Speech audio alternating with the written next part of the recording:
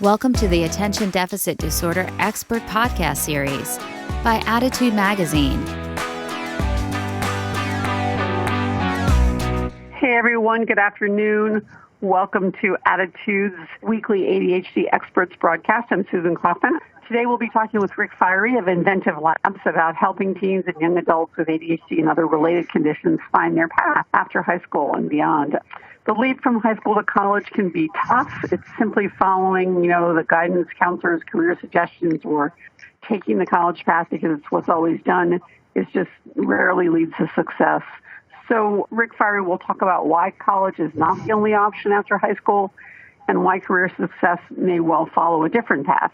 He'll talk about how to help your student find their passion, the foundation for any successful career, as well as a variety of other options available after high school, gap year, career training, entrepreneurship, and other options. So let me introduce Rick Fiery first and thank him so much for giving us his time today. He is an MS MBA, the co-founder of Inventive Labs in Amesbury, Massachusetts.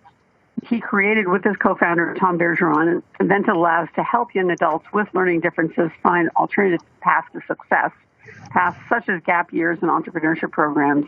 You may well be interested in watching Rick's TEDx presentation for more details. I think you'll find it fascinating. Prior to Inventive Labs, Rick was the CEO of a number of startup companies that he created and grew before selling them to strategic buyers. He has a bachelor's and a master's in civil engineering from the University of Virginia, as well as an MBA from the Wharton School of Business. Rick, we so much appreciate your time. Thanks so much for being here today. Great. Well, thank you very much for having me. I first wanted to start with folks and explain my background because it's a little bit different. As you saw in my bio, I'm not a therapist. I'm really not a psychologist. Really not. I am not a psychologist. So keep that in mind as you listen to my perspective. My views are really observational from experience of 5 years of working with individuals with learning differences such as ADHD and growing up with them around me and maybe even one myself. We can talk about that more later. And my background is really from the business side of the equation. I've created software businesses. I've done startups. And I was CFO of a $350 million company at one point. And my viewpoint is really as an employer that gets ADHD.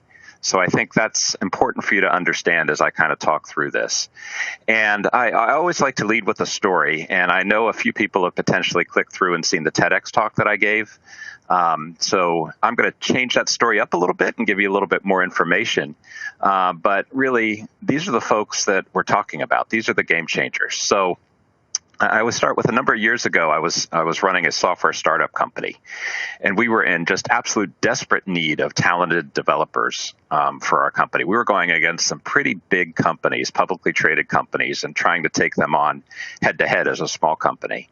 And I challenged our development team, actually our whole company, to reach out into the community and try to find people that could come in and do some hardcore coding for us, write some very detailed software.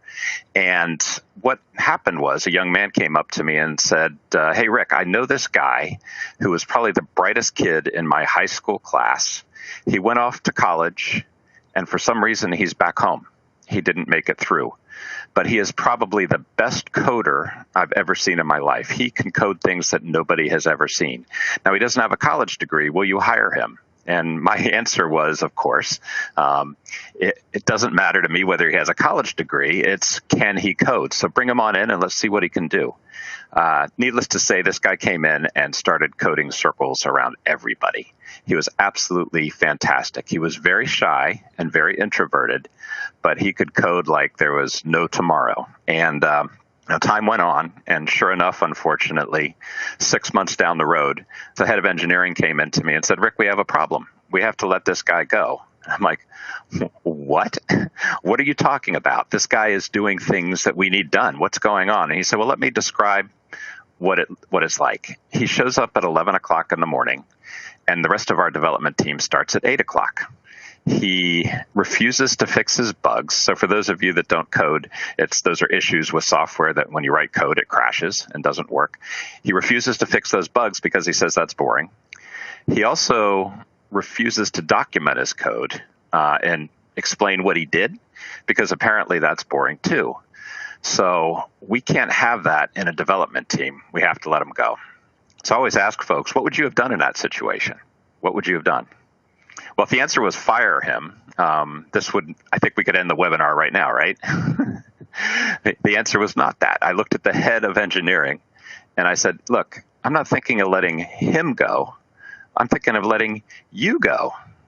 And his eyes got real big at that point. And I said, I'm not going to let you go, but you got to start thinking outside the box. Let's do something different here. Let's try to build a culture of talent. Let's allow him to continue doing what he's doing, but let's hire a bug fixer. And if you want to hire a bug fixer from college, that's fine. Bring them in.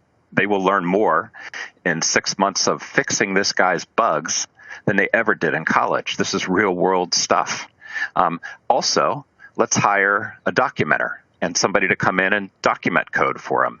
Again, same story. They'll learn more in 6 months documenting what this guy's doing than they ever would have learned in college. And then finally, let's do this. Let's let them work whatever hours they want as a team. Who cares? So the end result of that story is the team did fantastically, but kind of an unexpected benefit was the rest of the team saw this. And they started to say, I don't like writing new code. I like fixing bugs. Can I do that? And we said, yes, just do that. And I don't like writing new code. I like documenting code. Can I do that? Yes, just do that. And I like writing new code. So the whole team kind of morphed and we became much more efficient as a result.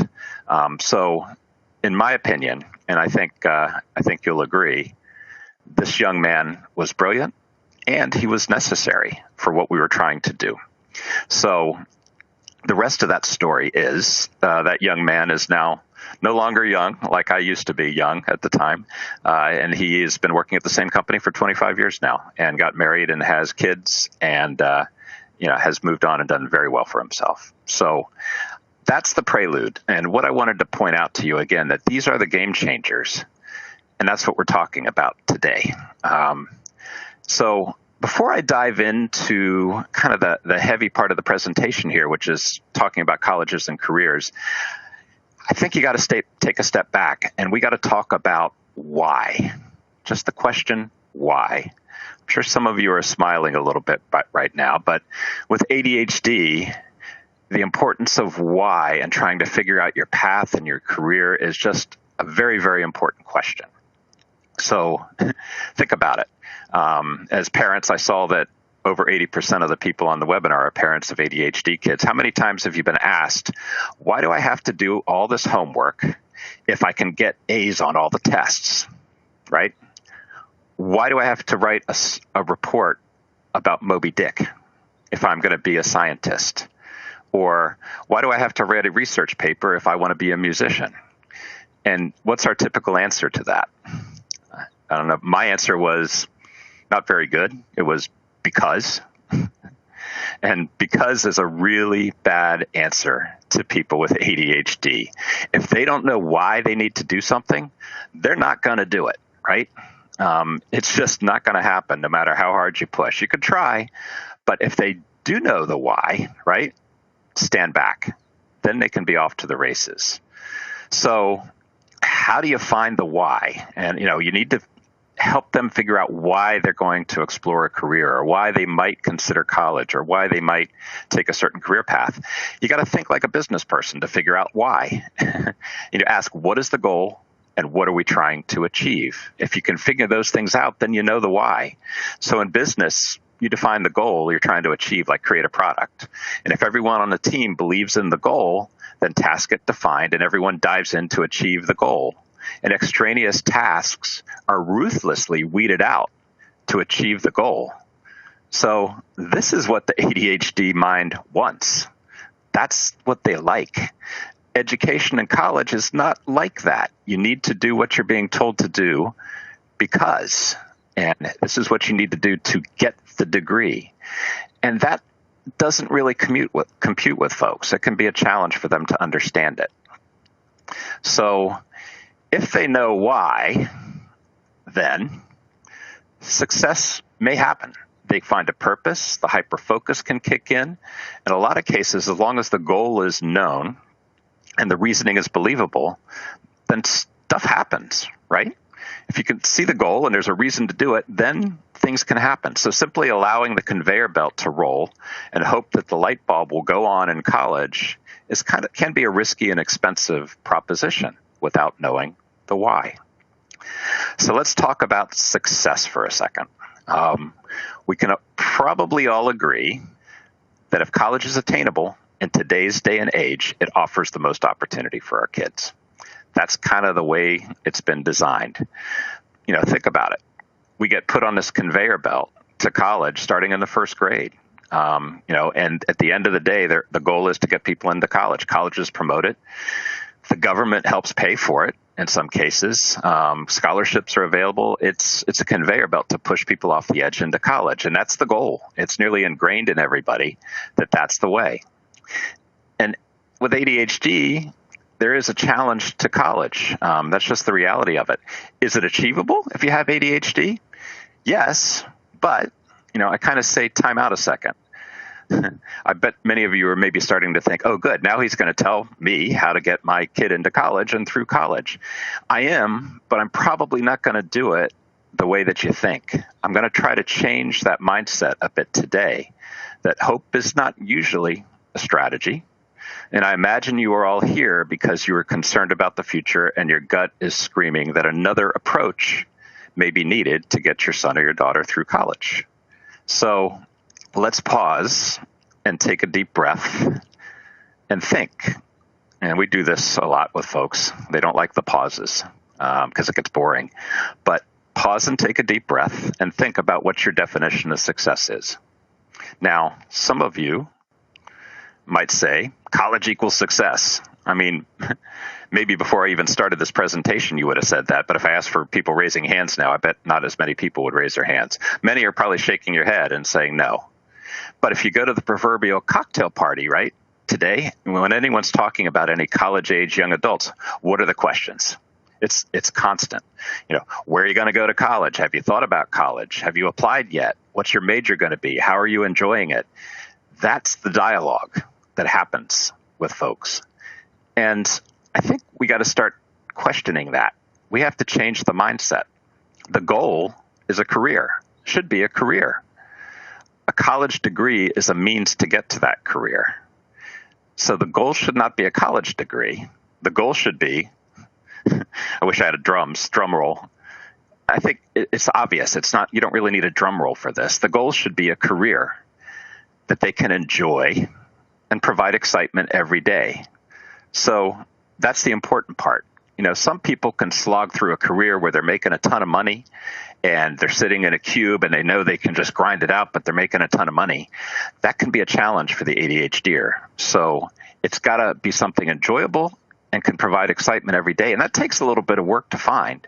As parents, one of the bullet points in the presentation was, how can you be supportive? I think one of the key things is to change the mindset from how do I get my son or my daughter into college to how do I find them a career that best fits them? The goal should be that. The goal shouldn't be college. They don't get time in high school to figure this out. Let's be real. A lot of them are just surviving and trying to complete the assignments on time and staying up late till 2 a.m. writing for papers that are due the next day or at 5 a.m. or worse, right? Pulling all-nighters in high school.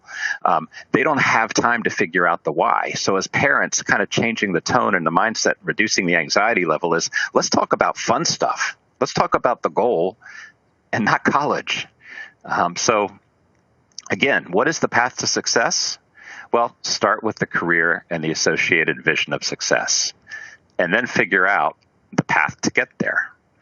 So let's break this down a little bit and talk about, how you go about maybe working through this process to figure out the career at the end that can get, your son or your daughter excited.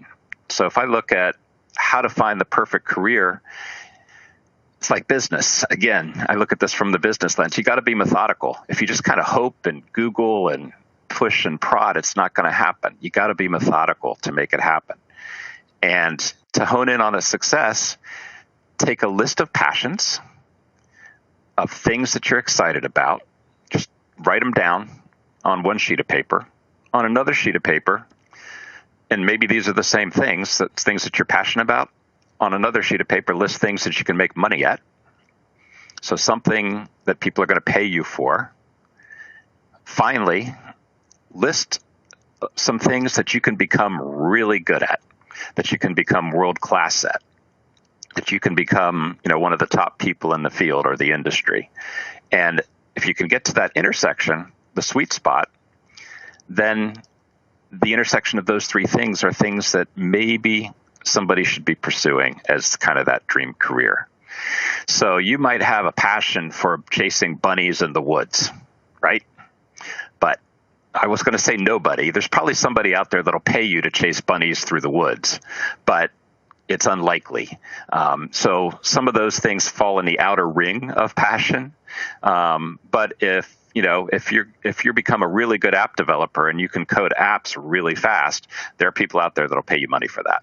So that kind of gives you an idea on how to think of this. And I have to laugh. This is a Venn diagram, right? I think the last time I used the term Venn diagram was probably 5th or 6th grade in that particular context. So I guess I have used some of the things that I learned in those kind of environments. But this is not rocket science. In fact, I think if you Google how to find a career path, you'll see some examples of this, but it has a different flavor for people with ADHD. So how do you find a passion? That's the hardest thing out there. But we've kind of distilled it down to the only way to find a passion is to actively try things. You got to try things. That's how you find out if you're passionate about it. A lot of folks will like to Google their way to a passion and say, wow, I'd love to be a Twitch streamer on TV, on the internet, or a YouTuber or something like that. But if you haven't tried it, and you see how much work it is to edit the videos, 2 minutes of video is like 10 hours of editing in some cases to make this stuff. If you haven't actually tried it, you don't know if you're truly passionate about it. You think you are, but you don't know. So the only way to really find a passion is to actively try things. To me, summer jobs are crucial. That's my story. I started out as a mechanical engineer because my high school guidance counselor said, you're good at math and science, therefore you should go be an engineer. I looked down the list of engineering fields and I said, well, that's the one I like, mechanical engineering. And I went off to college at the University of Virginia and started out. And I survived my core courses for 2 years, got into the 3rd year of my major and said, uh-oh, I really don't like this. And I would have been in deep, deep trouble if I didn't have a summer job that I had, because I had a summer job in the mountains of West Virginia with a machete. I was cutting my way down, up and down mountains, creating survey lines for surveying out in the field.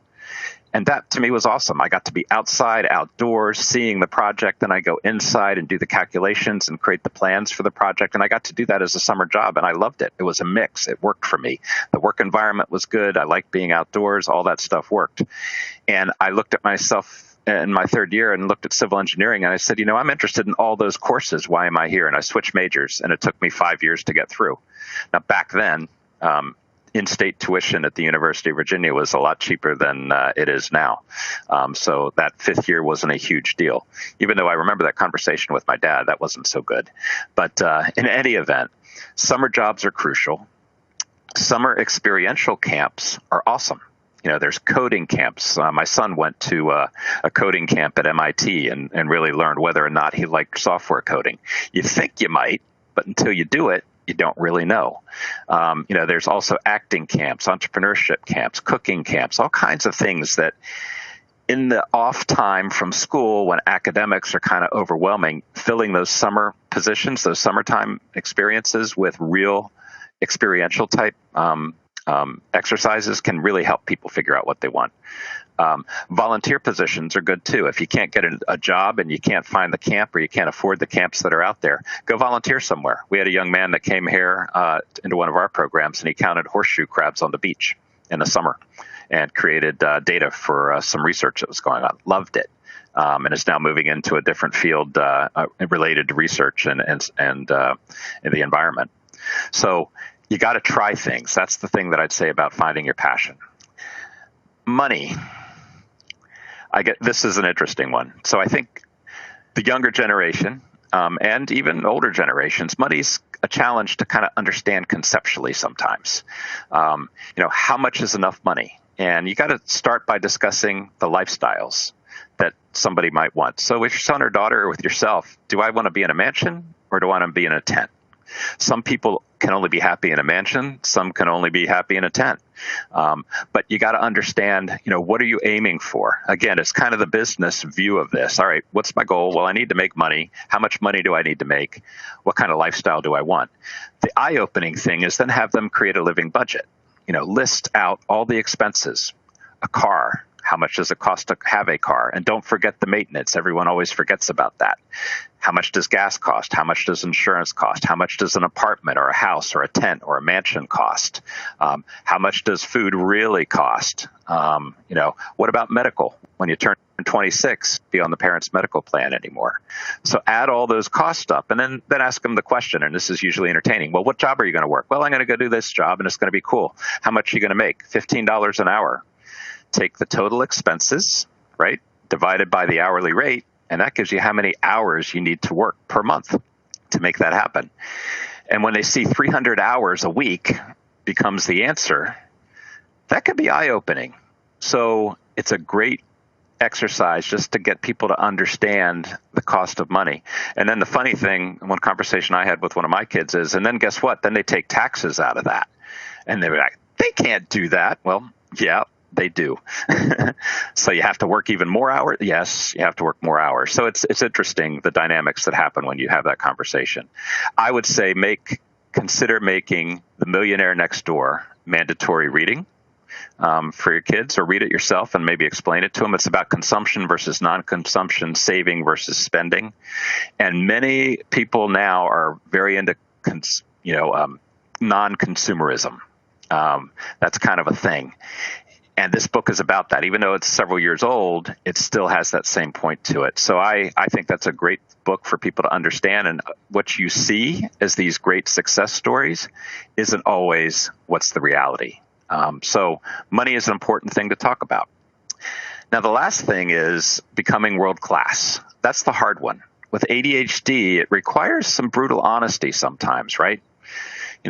People can be so passionate about wanting to do something, but if they can never be good at it, then it's something that should come off the list. And that's hard to do sometimes. But for myself, well, let me give you an example. So somebody that says they want to be an English major, but they can't write and they hate writing, that's probably not a good match. It happens. I wanted to be a fighter pilot. That's what I wanted to be when I was a kid. I made models. I was obsessed. But then I found out when I was 16 or 17, I was colorblind. And then I further found out that if you're colorblind, you can't be a fighter pilot or a commercial pilot. So that's just something I can't do. I had to take it off my list. I was passionate about it. I could make good money at it, especially if I went onto the airlines, but I couldn't do it. So it had to come off the list. I also can't sing. So I can't be the rock star up on the stage. That would have been cool too. So sometimes you have to be ruthless about taking the dreams and the passions off. It's okay to have them off to the side as something that they can do, in their spare time because they love it, but it's not necessarily going to be the way they can make the money and get to that mansion or that tent, whatever their goal is. So the other thing I would say is that sometimes the passion levels are so high that you almost need to let them try and fail. You have to be the judge of that, but it might be that fine, if you really want to go into that college and that major, I'm going to let you try, but it's a really tough slog. And if it's their dream, you sometimes have to do that, and it can be hard to watch, but that's a tougher call there. So basically, work through all those things and then come up with that intersection, and then start building a career list, and consider alternative careers as well. So here's an example of just throwing out some crazy career ideas. These are what we call passion-based careers. And this might be that, somebody's very excited about this. It may be difficult to confirm income in some of these things. Some of them you can. And these are examples of things that people that have come through our programs have actually gravitated to. So, fashion designer, conceptual artist, Twitch streamer, video game designer. Those are things that people can be very passionate about. And with the right paths, you can find your way through to it and make it happen. And I'll give some examples of that later. examples of non-traditional careers, things that you should consider. It's not always doctor, dentist, lawyer, architect, marketer, web designer.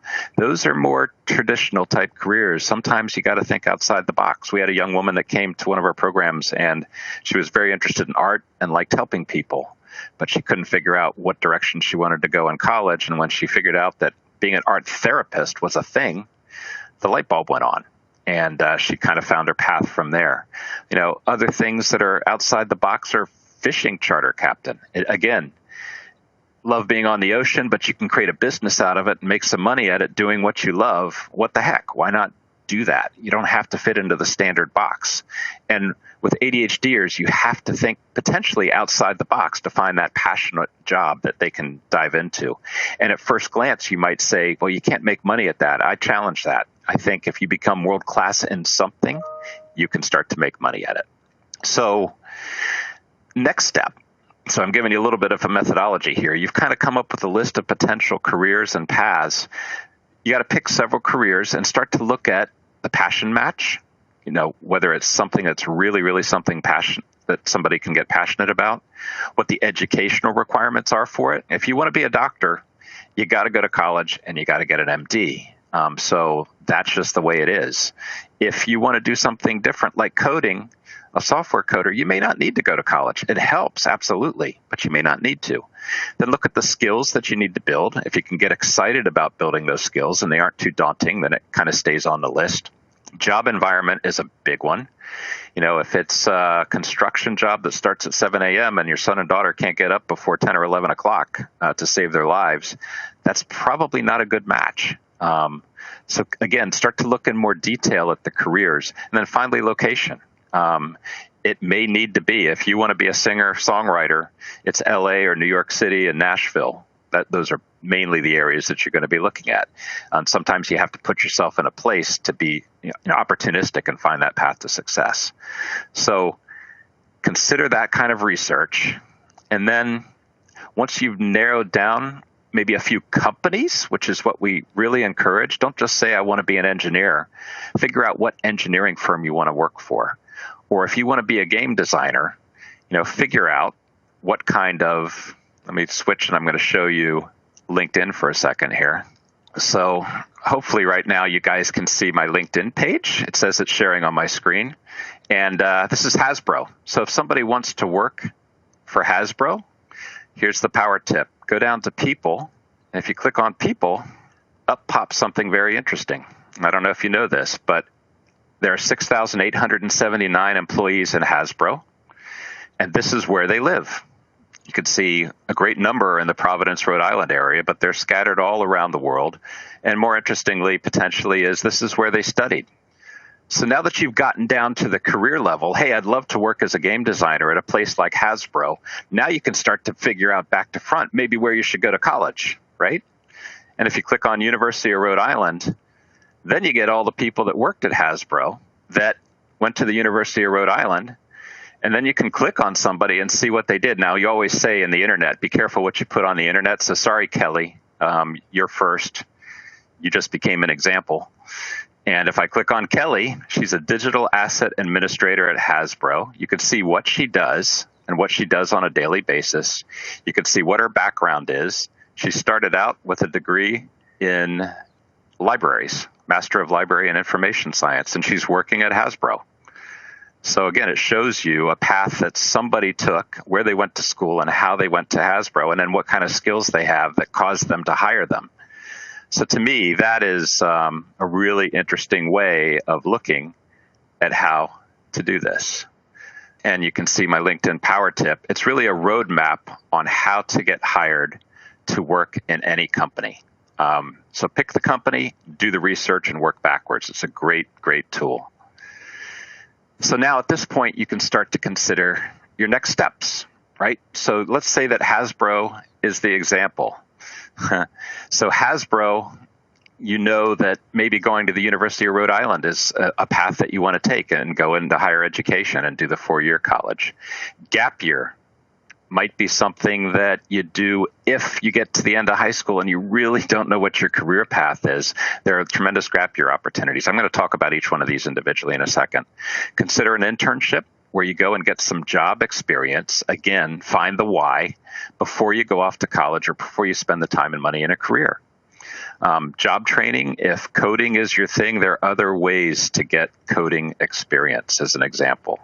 And then finally, entrepreneurship, which I think I have to qualify this. Everyone says, "Oh, entrepreneurship, that's risky," right? It's risky. Oh, it's scary. Guess what? If you take an ADHDer and they survive college and you throw them in a work environment where it's cubes and 8 to 5 every day, that can be risky too. So risk is always relative. One of my passions is I'm a private pilot, so I can't be a commercial or a fighter pilot, but I can fly during the daylight hours with my color blindness. And being a pilot is all about balancing risk and making risk decisions and minimizing the risk and picking your path that you're going to take, minimizing the risk. That's what being a pilot is all about, a successful, safe pilot. So entrepreneurship can be a thing for folks. So looking at higher education, don't always think that it has to be the 4-year degree, residential, go with all the other kids. That can work for some folks. But if you're concerned about that, there are commuter options, which you don't get quite the college experience, but sometimes you have to make compromises. Consider community college first. The great thing about community college is you don't have to take 18 hours a semester to get through it. You can spread it out if you need to, because sometimes with the executive functioning challenges, that 18 hours or 15 hours or even 12 hours can be daunting, right? So community college first, it's less expensive. You figure out your passions before you dive in and do the hardcore, last few years of the degree. And you can do it in a supportive environment as well. Online options are a thing. Some people love online. I don't like it so much, but some people do. And then don't forget night school. Sometimes working in a career during the day in a career path that you want to take motivates you at night. While I was at school to pay for my 5th year that I had to pay for, I worked almost full time for an engineering firm, and everything I learned during the day in college, in the afternoon I went in and I used it in my engineering job. And it was this feeding frenzy. I mean, I kept learning, using. So sometimes night school is a good option for that, something to consider. So when you think college, it doesn't have to be the big bite of the apple all the time. Secondly, gap year. Consider a gap year to explore potential career options. Colleges like this now. Many of them will promote it.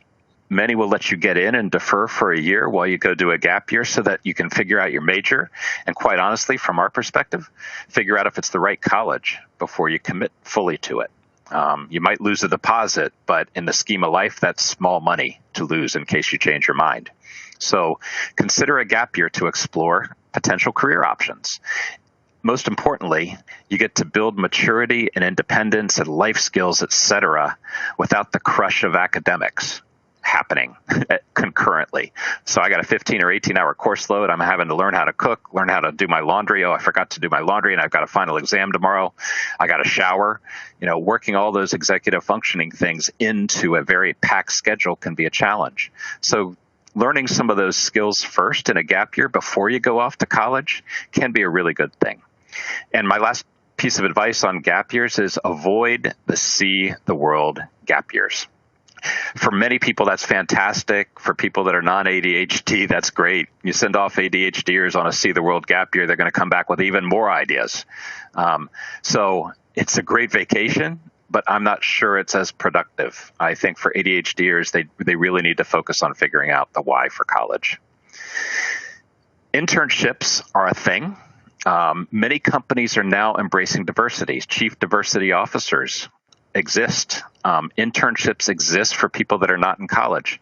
It's a great way to try a career before you're investing heavily in training time or education. We've been reaching out and talking to companies about internships and kind of pointing out to them that if you hire people into your internships just from colleges, which is what, if you go Google careers and click on internship, you must be in a 4-year program to apply for this. I point out to them, you're getting a certain kind of brain type, a certain kind of person. You're missing out on potentially the game changers, the people that question what you're doing, the people that come up with alternative ideas because they've been able to pass through this filter in this funnel. You should be bringing other types of people into your internships, not just college people. And we're starting to get some traction with that. We're working directly with a company called Bentley Systems that has offices all over the world that's willing to give people college-level internships for college-level jobs that they can earn without getting the degree because they understand the value of those kinds of people. And we're getting more and more. We'll have more announcements about that later, but we're really starting to bang that drum. And I can do it, again, because of my perspective. I can talk to them from the employer side. So that's something to keep an eye out for. Don't just assume that internships are only for college people. We have found other companies out there, too, that will provide internships. On entrepreneurship, you've heard about this, I'm sure. You talk about people like, Richard Branson is an amazing entrepreneur and he has ADHD and dyslexia, or David Neeleman, or the list goes on and on of all the famous people you've heard of. That can be daunting for your young adults. Well, I can never be Richard Branson. So we created a website that actually called necessarybrilliance.org. It's just a website with stories on it. And it's about people that have found success that you probably haven't heard of, and some of the hacks and the techniques that they used to get to where they got to. Some have completed college, some have not, and they're all pursuing careers that they're passionate about. So if you go there, you can click and listen and read some of the stories and some of the interviews. If you know somebody that you think should be on there, let us know. We'd like to add to it. But we think it's a great kind of neutral website that just shows success stories for people that we understand. So for entrepreneurship, if somebody is young and wants to try a new idea and create a business from it, what a learning opportunity to do right out of high school. It's probably going to fail, right? Most startups do, especially if you're right out of high school. But what a learning opportunity to figure out if it's something that you can get passionate about. So I would say if your son or daughter says, I really want to try this, maybe you make that their gap year. Let them try it. Give them some money to fund it. It's not college tuition, but it may be money better spent. And let them try it and figure it out. They will learn so much by going through the process. So that's just a thought. You can also work for a startup. You don't have to create a startup to be in the startup world, and startups are cool because they have hours and excitement that match well with what ADHDers like. The hours are crazy, some early, some late. The excitement is there, and they get to do all kinds of different things in a small company startup environment. So if you can crack, yourself into a startup, it's a great opportunity. And lastly, you don't have to be the CEO to be an entrepreneur. There's lots of people working at startups that are entrepreneurs that aren't the CEO. So don't let that be the intimidator for you.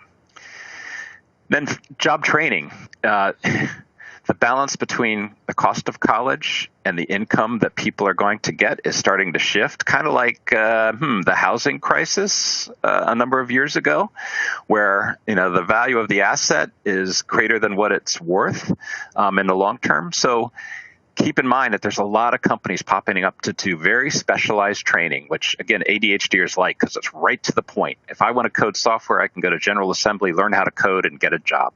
If I'm an artist and I want to get into the gaming industry as an artist, I can go to a place like Sin Studios in Montreal and build my skills. And if I'm good and I can become world-class at it, I could potentially get a job as an artist in the gaming industry. There are culinary schools that are out there. Community colleges are very good at teaching that. The list goes on and on. I don't have enough time here to give you a huge list, but you can Google it and find other examples. But don't forget the trades. The trades right now, electrician, plumber, it's a shortage. Every plumber I know has retired before they're 50. And they're on a nice big boat down in Florida having the time of their lives, and they set their own schedule. They work their own hours. They show up when they want. Usually they don't show up at all. So don't underestimate the trades. That is a real opportunity. So it's a lot to pack into 40 minutes, but I wanted to at least give you an overview of another way to think about the process of how to find a path for somebody in your family that may be struggling to figure it out, or yourself. So help your son or daughter figure out the why. That's important. If you can figure out the why, then there's a great chance that you can go off and do something successful. Help pick a career that's in their sweet spot, and understand that college is only one of the many paths to success. It may take longer than their peers to get there, but that's okay. If you're successful in your 40s and doing what you love and making money and you have a roof over your head, whether it's a mansion or a tent, nobody's going to ask you when you finished your college degree or when you actually, got things together and made yourself successful. So it might take a little bit of patience along the way as well. And I would say together, we can provide pathways to success for our kids. And we can reduce the anxiety of moving to adulthood if they can see the career and the direction they want to go as opposed to only college. And by doing so, we can't stop wasting this necessary brilliance. Thank you so much. That's really inspirational, Rick. Thanks.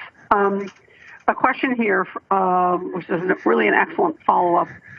In terms of the got to try things to find your passion, two qualities that are pretty consistently found among ADHDers are, one, the difficulty of getting started, and two, the fear of failure. So Jennifer wants to know what your advice is to address those two impediments among teens, especially in terms of getting out there and trying things. Yeah, fear of failure. I'll start with that one. That's usually the reason they don't get started. Right, is the fear of failure. Right. And we see that. It's a spotlight almost when you commit to something. So sometimes committing to something means that you're going to put yourself in the spotlight. And if there's a potential for failure, then that could result in more shame. Therefore, why would I start? So right. I think a big thing to understand is if you look in the literature and you look out there and you look at any business person that's done startups, et cetera, failure is just by definition what happens. You will fail along the way. Everybody has had failures along the way. As long as you learn from them and look at them as a learning opportunity and a learning experience and can kind of convince them that, if they do fail, for example, and you're thinking of berating them for failing, think about turning it around to make it's a learning experience. Well, what did we learn from that? Yeah, so if you learned something, it wasn't a failure, we always say. If you don't learn something from your failure, then maybe it was a failure. So overcoming the fear of failure is let them know it's a learning opportunity, give them examples of people that have failed, and then to get them started, it's a lot of procrastination hacks out there. For example, one of the ones that I use, like when I want to write a presentation like the one I just gave, is I take pencil to paper and hold my pencil there and say, go. And I just start it. And then things start to flow. So for me, that works, but it doesn't work for everybody. So I think finding a way to start is individualized, but I think the biggest thing that keeps them from starting is fear of failure. Agree. Yeah. It sounds like you may be in favor of you can do anything for 15 minutes strategy also. You'll set a timer. All those. Yeah. They're all over Attitude in the website, right? So you can go there and try a bunch of them. And find the one that works for you. And it's awesome when you find it. A suggestion here from a listener who says that Sarah Blakely, the founder of Spanx, has a great YouTube video on the fear of failure and how her parents asked her at the end of every week what she failed at and why failing was important because she was trying new things. So it's an interesting tip from a listener. Awesome. Yeah, really awesome. A question here about whether classic vocational assessment or career assessment tools are helpful. So, whether that be Woodcock-Johnson or some of the other testing that's out there in terms of expertise or skills. What's your point of view on that? Yeah, so we do a lot of that just to start the list. I mean, you can think with ADHDers, it's funny. We ask folks on our side to come up with 50 business ideas or 50 career ideas. And if you ask a normal person that question, they're going to go, oh my gosh, that's a lot. You ask somebody that's ADHD, it's like, seriously, that's it? That's all you got? So for them, the big challenge is not generating enough career ideas. It's whittling down the career ideas. So we like those tools to kind of help them figure out the things that maybe they're not going to be good at. So if, some of those tools can tell you, you can't do this certain thing, back from that, you can then start to whittle away that list of career ideas like I was talking about. So think of it as not as an additive tool, but maybe a subtractive tool. Very interesting. Okay. Do you have any advice for career changers, adults who are thinking about making a career change? Yeah, so I think even more so, you're probably making a career change because you're not in something you're passionate about. You're maybe in a work environment that doesn't work for you. And I think the advantage that you have over somebody that's just coming out of high school is you have some real world experience and probably some scars from it. And you can start to learn, in an experiential way, what works for you and what does not. So if you were in a cubicle environment from 8 to 5 and that was torture for you, well, you should look for careers kind of in the methodology that I just described. Look for careers where that environment doesn't exist. A classic one, if you wanted to work in tech and there's a cubicle company and then there's Google with their kind of work environments, which one are you going to pick? So I think it's from your experience, figure out where you really struggled in those particular careers, and that becomes the subtractive part of the list.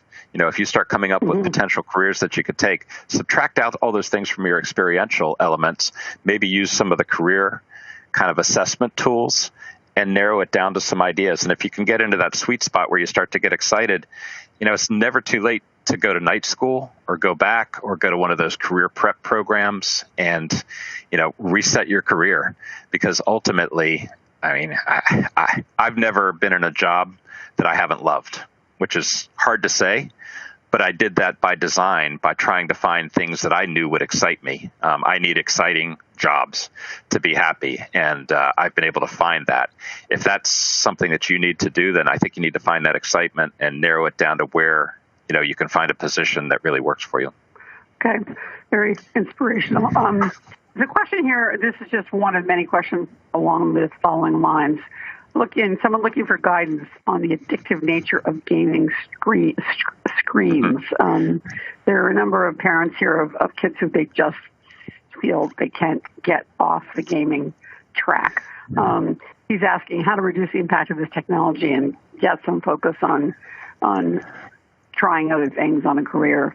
Well, I guess two things with that. That's a tough question. And there's a lot of research and literature out there about how to solve that and what it means and what the impacts are. I think it can be addictive and it can be destructive. I'll give an example.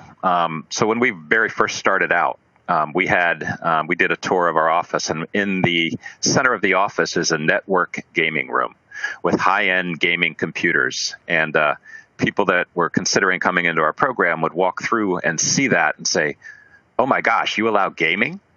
And it's like, well, yes, that's part of who they are, and it's how they socialize and how they relate, and it's how they take a break and decompress.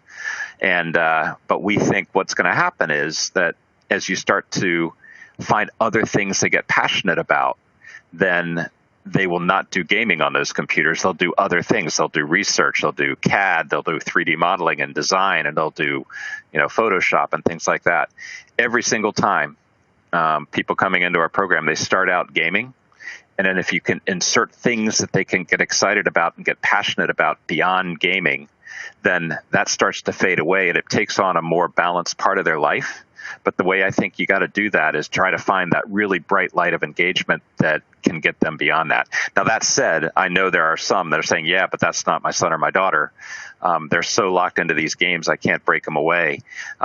That's where I say it gets a little bit harder. Right. You've got to just try to find a way to either, there's so many techniques out there. Again, I think there's probably many on Attitude as well, articles from people that have studied this in detail that could give a better answer than I could on that. It is. It's a big problem. And as you say, there's a lot of literature about it. How involved should the parent be in creating the quote Venn diagram? Question from a listener. I'm smiling because I think the parent has to provide the structure, right? So providing the structure of it is important. The way you can do it is in stealth mode, is by, maybe suggesting some of those programs that I talked about in the summer, or summer jobs or volunteer opportunities that they can get excited by. And that gets them out into the world, experiencing something, maybe in a business or in a nonprofit, or, just seeing what life is like outside of the house. So I think kind of in the background, kind of working on those elements of it. And the money thing, again, just having those conversations and getting them to think about that and understand that can be done around the dinner table sometimes. Right. That's, one part of the diagram that I think you can have a straight up conversation on.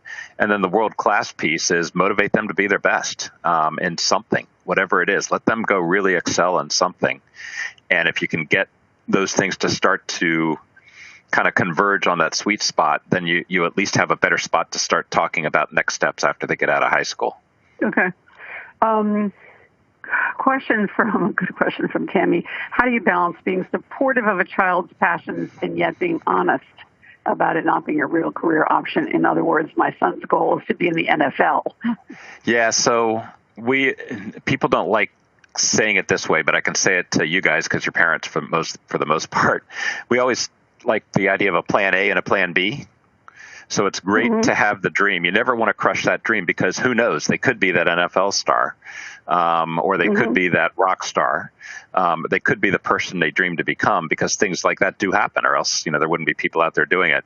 But meanwhile, back at the ranch, you should have a plan B on how you make money. So somebody wants to be an actor on Broadway, they tend to wait tables in New York City. They go to where the jobs are and they wait tables to pay for their livelihood and then hope that they get the big hit. And that's kind of the plan A, plan B strategy in that scenario. But there are many other ways to create a plan B scenario, which is find something that they're passionate about that's maybe in an area related to their passion. So maybe it's, sports marketing or something related, personal trainer or something like that that's involved in athletics and kind of that side of the world. And then allow them to continue to pursue that dream. But it's always good to have a plan B. In the case of an NFL, ask them what's going to happen if they get an injury. That happens to people in high school and in college. And then where are they? So you need to have a plan B. But I would say don't say plan A and plan B to them, because they've heard plan B and they hate that. Right. Couch it in a different way. Say it differently. Okay.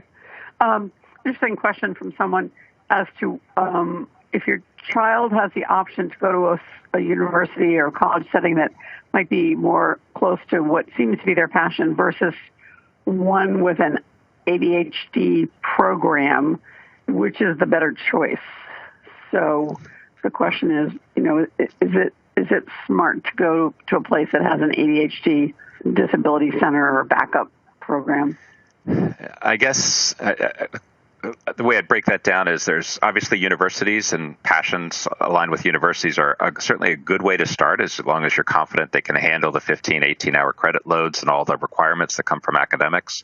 There's also colleges and universities that specialize in ADHD adults, just specifically working with them. But then there's the middle ground where there's a lot of good schools that are out there that do have very strong SDRCs, the Disability Resource Centers for students, where they can get all the accommodations that they need.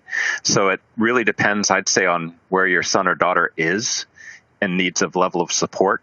There are a couple programs out there that I will mention that we've heard of, like Mansfield Hall is one that we've had one of our young adults go to.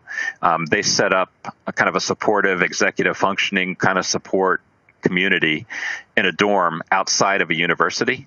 So they're in Burlington, Vermont, and also in Wisconsin. And every day they come back to that community, and then people help and make sure they're on track for staying on schedule to complete their colleges. That's an example of, one where you might need a little bit more help to get through the regular university environment. Right. So there's options like that. And it just depends where on the scale your son or daughter is as to what level of support they need. I will say that there are universities out there that allow you to customize your courses, a bunch of them, where you can customize your courses and customize your degree and avoid some of the boring core courses. And those tend to play really well with folks too. One of them is the University of Rochester, which is a really good school. And we know Lesley University here in Cambridge also is kind of design your own curriculum. Those can be really helpful for people too, as opposed to the rigid, like I went through engineering school, there were, 2 years of classes that I had to take and pass to get to the third year. So right. It depends on your young adult and what they need for supports. But there's lots of different options out there that you can start researching. Yeah, so thinking outside the box, definitely good advice. Yep. Do you have any experience, Rick, with military careers for ADHD folks? Yeah, so interestingly enough, for people that really struggle with kind of finding a direction and a passion, sometimes military is a good option. So we've had a couple of people from our program join the military, and they've done very well in that regard, and we're passionate about it. And they get a lot of good job experience in the short term. But if it's not something that they really want to do, obviously it's hard to push. In our case, the two folks really thought that it was a great option for them. Right. I mean, provides a lot of structure and, seems... yeah, it does. And they also, just quickly, they do tend to test well on the entrance test. So they do tend to get kind of a choice of where they could be deployed and what jobs they could do, which is nice. That is great. So there's help there in the sense in terms of being put in the right job that would, I think if they're going to take someone in the military, they're going to try to place them somewhere where they're going to succeed. Yeah, that's exactly. And you can take the test in advance before you go get recruited and see how you do on the test score. So that is an option to try it before you commit. Okay. A couple of questions about gap years. Do you think that a gap year that one person's worried about a gap year that has no academic component, is that a good idea? And a second question about gap year is, should the ADHD student live at home during a gap year or as part of the gap year experience to go out on your own and away from home? Well, firstly, on the first question, I think gap years are a great opportunity to take like a community college course. So I would, most gap years you're in a location where there's a nearby community college, and that's a great way to get introduced into what the academic environment is going to be, in addition to the other things that you do in a gap year. So if you can do that, that's ideal.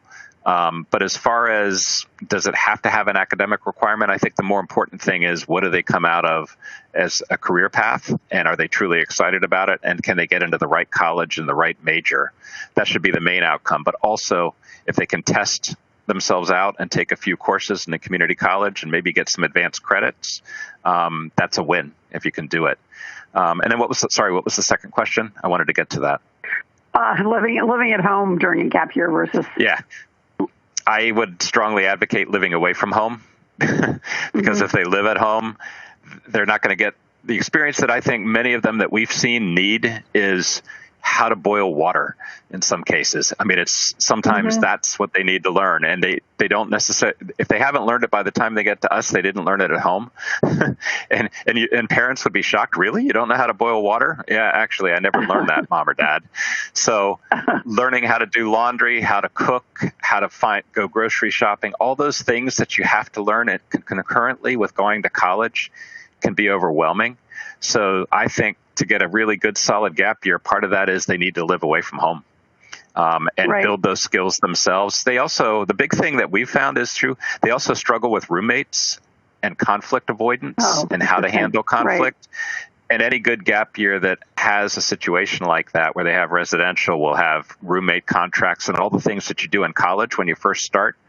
Going through that in kind of a dry run and learning how to ask people to stop doing things that you don't like when you're not studying for that final exam the next day and they're getting on your nerves. All that learning happens kind of in a residential gap year. So I think they're good if you can pull it off and you can afford it, but they do cost more money. Yeah, that's great. Rick, thank you so much. This has been incredibly interesting, incredibly inspirational. Thank you for this presentation, and it really was a great webinar. We appreciate it. Bye, everybody. Thanks. For more Attitude Podcast and information on living well with attention deficit, visit attitudemag.com. That's ADDITUDEMAG.com.